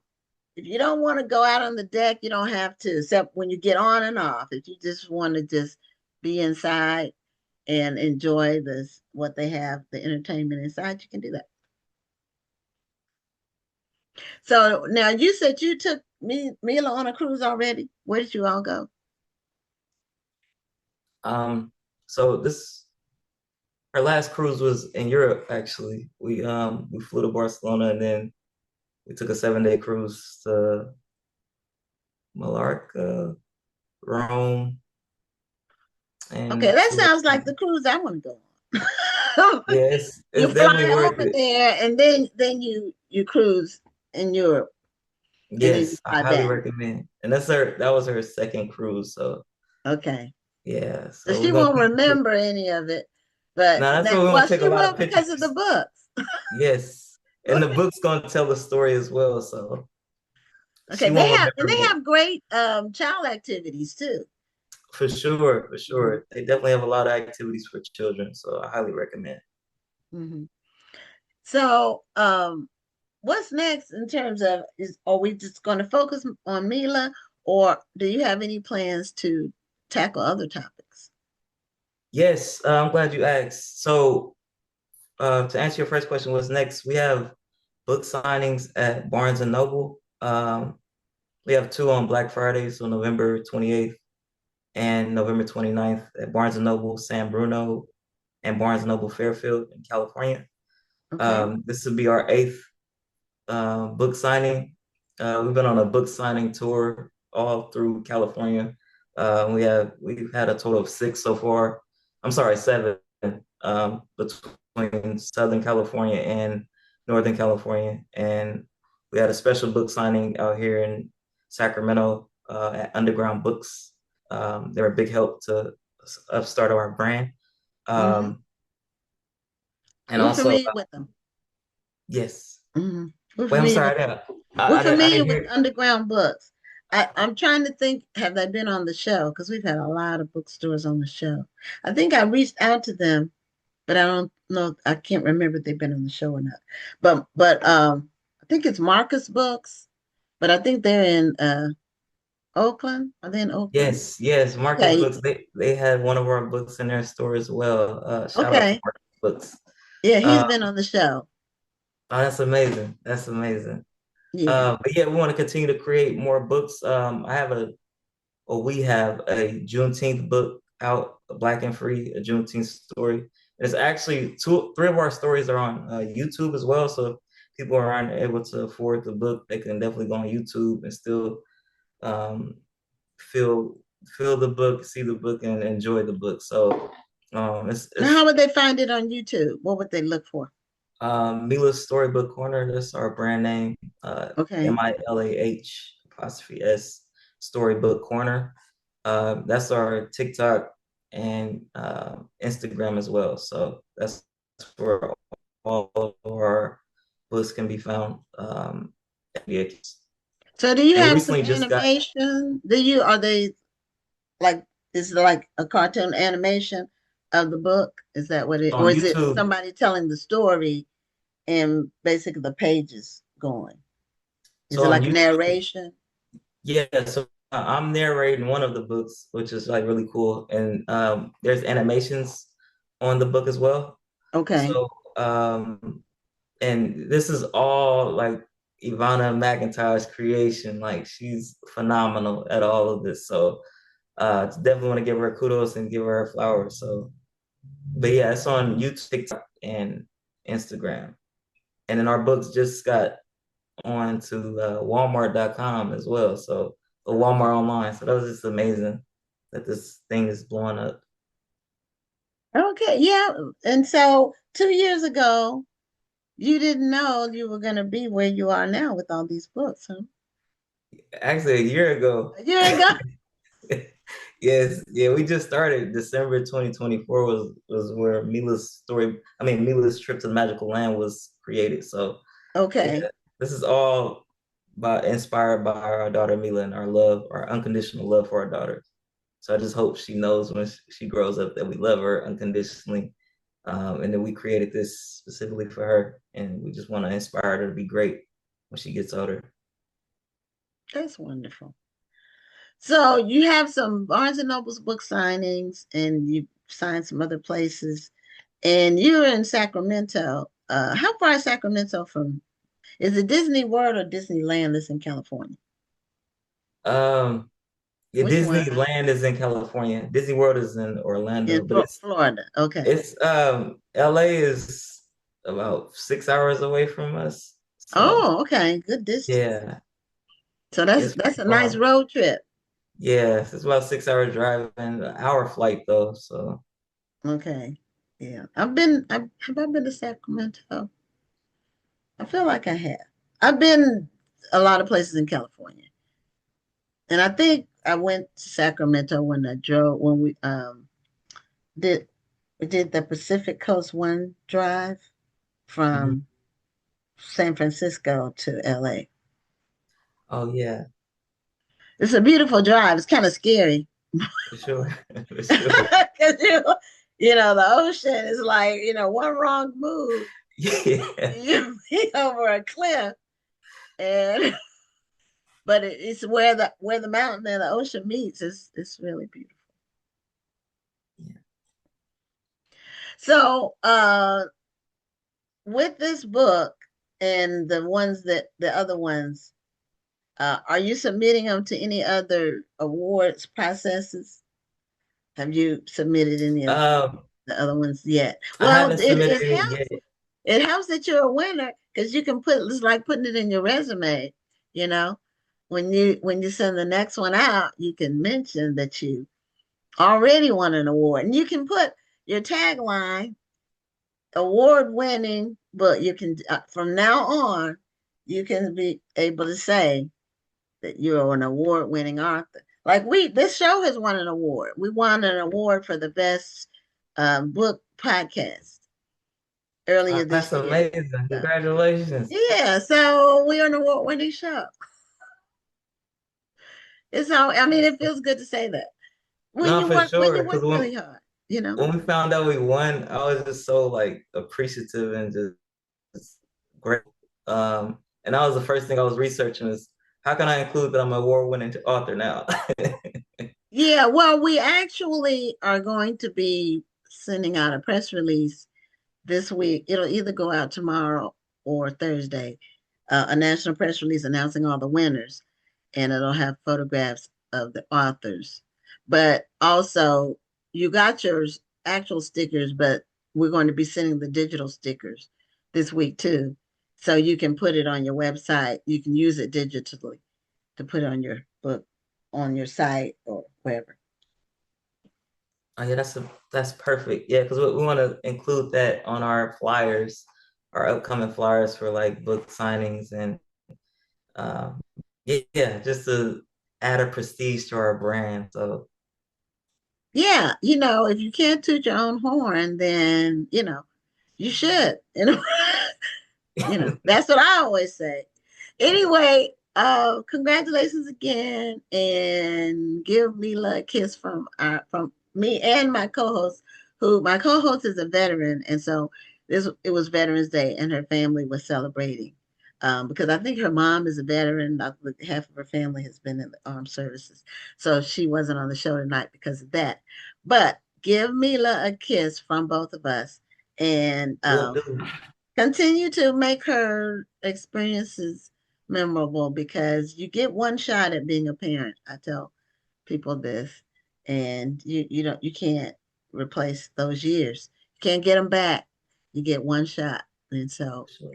um, congratulations to you and your family for doing. Oh, there's your award. Thank you. Thank you. I really appreciate it. You're welcome. Have This a is great night. beautiful. Okay, so that is the end of tonight's show. And we will be back next week with another amazing episode of Black Authors Matter TV. Thank you for tuning in. I'm Gwen Richardson signing off. And I expect Rhonda will be with us next week. But thank you so much, and we'll see you next Tuesday. Thank you for tuning in, and join us next Tuesday at 7 p.m. Central, 8 p.m. Eastern for another edition of Black Authors Matter TV.